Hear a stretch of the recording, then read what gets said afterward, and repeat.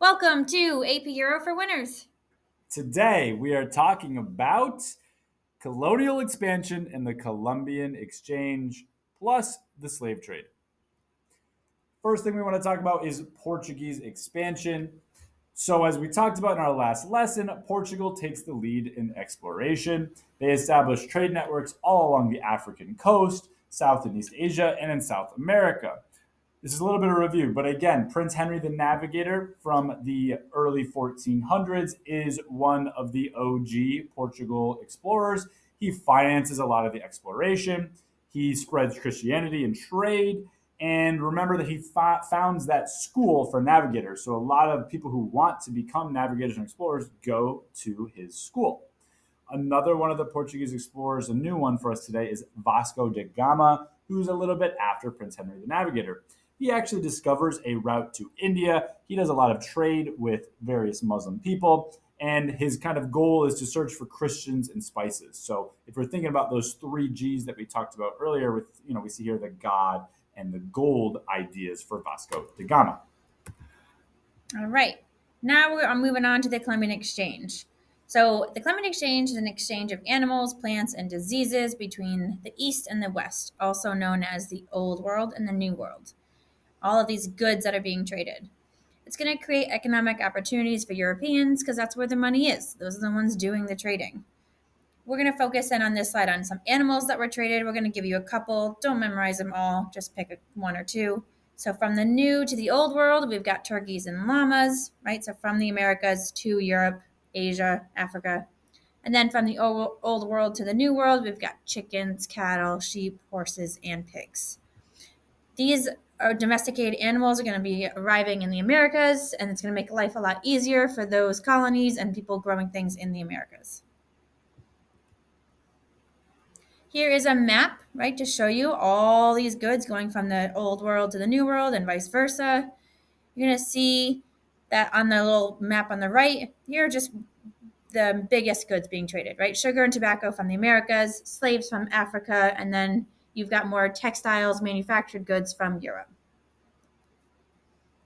So, moving on from animals, another major part of the Columbian Exchange is plants. Here are some examples. So, from the New World to the Old World, so from the Americas to Europe, Africa, Asia, we see avocados, beans, potatoes, tobacco, corn. Okay. From the Old World to the New World, we have ideas like sugar and wheat, also bananas and oranges, and a lot of other things you saw on those maps. Now, what's the impact of this exchange of these plants? Is it's going to change the consumer goods. So, for example, let's talk about coffee and sugar. When these are brought to the New World, they can be mass produced in the New World on these plantations. So they're going to discover, hey, this sugar goes really well in the New World, and they're going to be able to use their plantations and slavery to grow a lot of this food to make money for the European nations.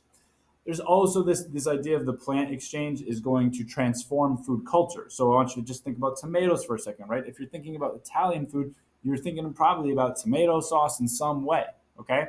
But without the Colonial Exchange, Italy doesn't have tomatoes, right? These are brought from the old world into the new world. Or I'm sorry, they're brought from the new world into the old world, and they're making that cultural impact on places like Italy that we still see today. Right, let's focus on diseases from the Columbian Exchange. From the old world to the new world, we've got smallpox, cholera, measles, malaria, yellow fever, just to name a few. All of these are going to lead to death and death of the native peoples, right? Those in the new world that have never been exposed to these diseases before. We'll see a little bit later that all of these deaths that are caused, well, when those European powers came in, they usually enslaved the local populations because they thought they were better than them. And then they died from these diseases. And then the Europeans are like, well, we're not doing the work. So then you see a huge increase in importation of slaves from Africa to make up for those natives that had just died from death, right? Or from disease as well. So this is kind of leading into driving the slave trade. No natural immunity for natives. It's going to devastate those indigenous populations in the New World. So, just as we talked about, another area of the Columbian Exchange is actually the trading of people and the introduction of slavery.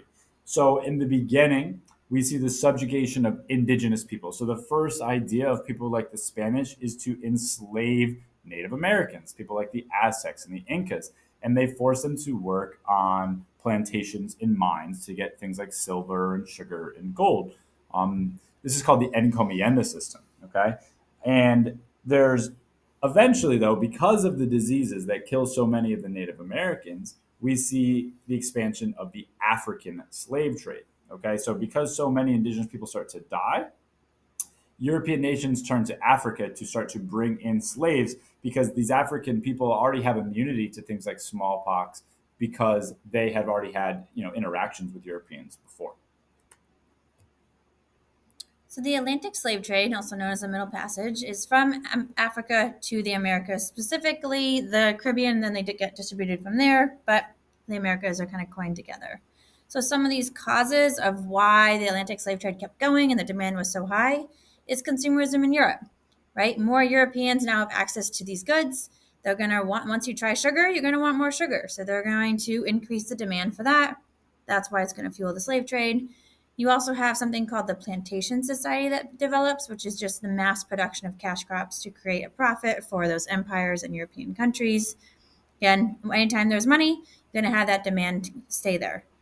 And then the last cause is the death of indigenous peoples. So the harsh working conditions and diseases that we've just gone over lead to huge death rates. I mean, 80 to 90% of these native peoples are dying. So they're constantly needing more workers and slaves. We've heard this 3 times by now. So we're really hitting home that because of these diseases introduced to indigenous people, slaves have increased in demand from Europeans to get more slaves, increase in slave trade. Here is on the map. You've seen something similar to this in previous slides, but we really want to show you that there's slave trade right here. It's going in, right? From Africa, the Ivory Coast mostly is where they're exported, over to the Caribbean and distributed from there. And then if we see here in this graphic, this is from a video in College Board. If you wanted to contextualize the slave trade, right? We've gone over a lot of things that can lead into it into previous lessons. And when you write stuff like LEQs and DBQs, you're going to need context. So take a minute, look over these terms. You even have stuff like Booleanism that we went over a couple lessons ago, and see what you would use as context for the slave trade.